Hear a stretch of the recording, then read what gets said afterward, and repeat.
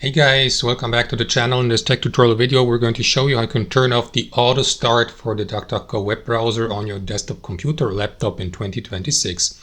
So let us dive into this.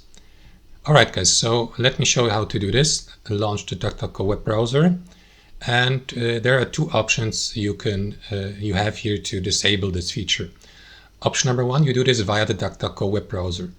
To do that, click into these three lines in the top right, select Settings to access the browser settings. Here, what you want to do, guys, is navigate to the General Settings under Main Settings on the left-hand side. And here at the top, you will see this option, Open DuckDuckGo when your computer starts up.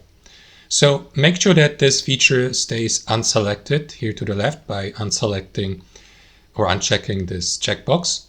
That's one option. If you'd like to use the second option as well, you may access your tabs manager on your computer, on your desktop computer, for example. And what you want to do to open, and this one is press Ctrl, Alt, and Delete on your keyboard.